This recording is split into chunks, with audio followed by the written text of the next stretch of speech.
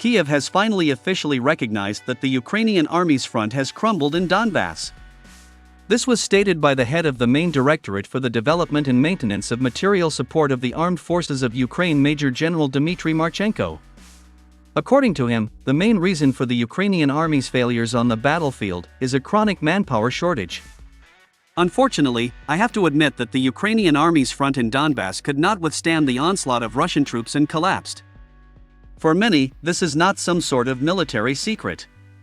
Everyone knew it perfectly well without my words. The Russians are already in Seledovo. The capture of this city by Russian troops will have a very negative impact on the Ukrainian army. The fall of Seledovo will allow Russian troops to gain tactical access to Pokrovsk, Major General Dmitry Marchenko said.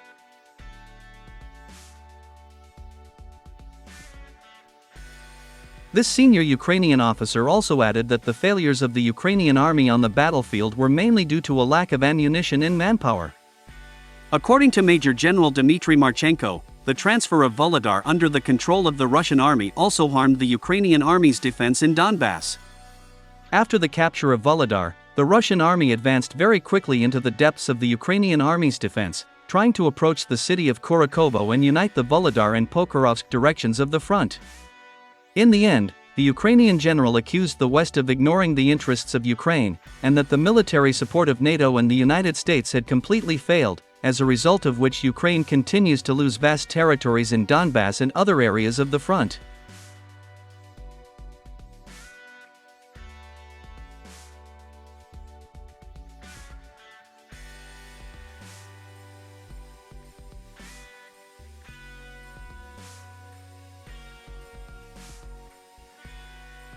The fact that Ukraine is rapidly losing vast territories is also very disturbing to Western generals.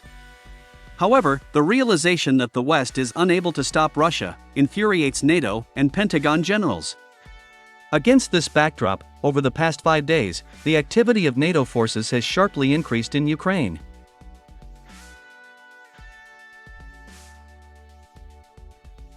In particular, a few hours ago, representatives of the Russian FSB officially announced that on October 27, 2024, NATO forces tried to intrude into the Klimovsky district of the Bryansk region.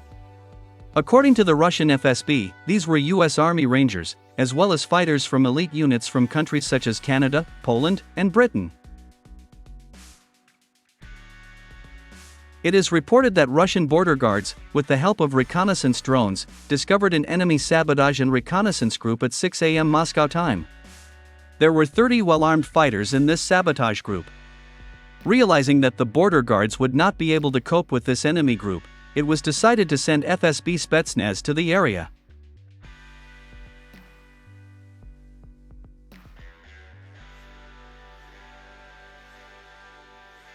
It is reported that as a result of a 20-minute shooting battle, FSB SPETSNAZ managed to destroy 4 foreign fighters. The remaining militants tried to escape back to Ukraine. However, they did not manage to escape far. Russian multiple launch rocket systems and combat aviation destroyed American, Canadian, Polish, and British fighters on the border of the Bryansk and Chernihiv regions. Later, the FSB showed the corpses of these fighters of foreign elite units, as well as their weapons. FSB representatives reported that among the destroyed foreign fighters there were a lot of corpses with tattoos used by U.S. Army Rangers. Fighters of FSB SPETSNAZ also found several Canadian flags and prayer books in Polish among the corpses. It is noteworthy that there was not even one Ukrainian militant in this destroyed sabotage group. According to the Russian FSB, with the help of these U.S. Army Rangers, Canadian Commandos, and fighters of the British and Polish Special Forces, NATO tried to collect valuable information and carry out sabotage at military facilities in Belarus and Russia. The fact is that it is much easier to enter the territory of Belarus through the Bryansk region than from the territory of Ukraine.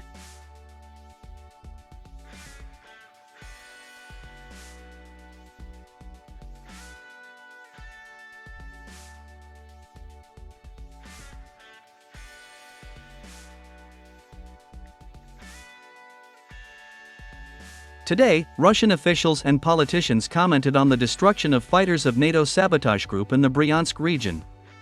In particular, the official representative of the Ministry of Foreign Affairs of the Russian Federation, Maria Zakharova, said that as of October 30, the identity of all the destroyed foreign fighters had been established. According to her, the killed militants were the US, Canadian, Polish, and British citizens. At the same time, Maria Zakharova stressed that Russia is conducting a thorough investigation of the incident, and that new details about the liquidated foreign saboteurs may appear over time.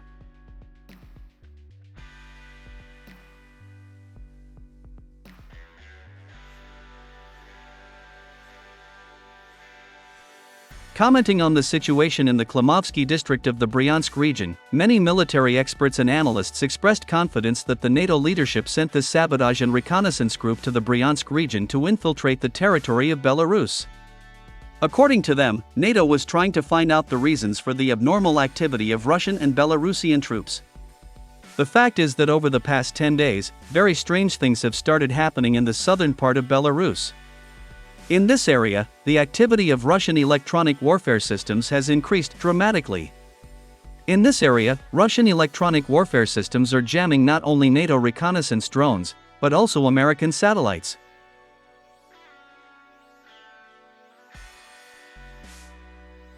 In this regard, many have suggested that the Russian General Staff is preparing an offensive on the Kiev region from the territory of Belarus. The fact that the US Army Rangers along with their so-called brothers-in-arms from Canada, Britain, and Poland were destroyed within a couple of minutes after entering the Bryansk region indicates that Russia is very carefully guarding this area.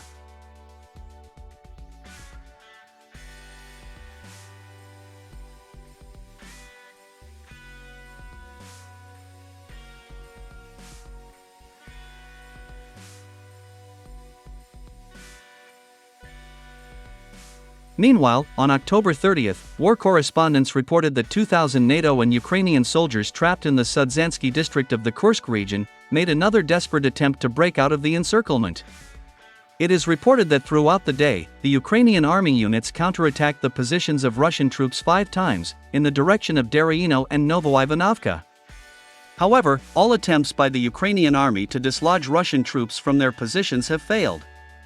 Having lost more than 100 soldiers, the Ukrainian army had to retreat again.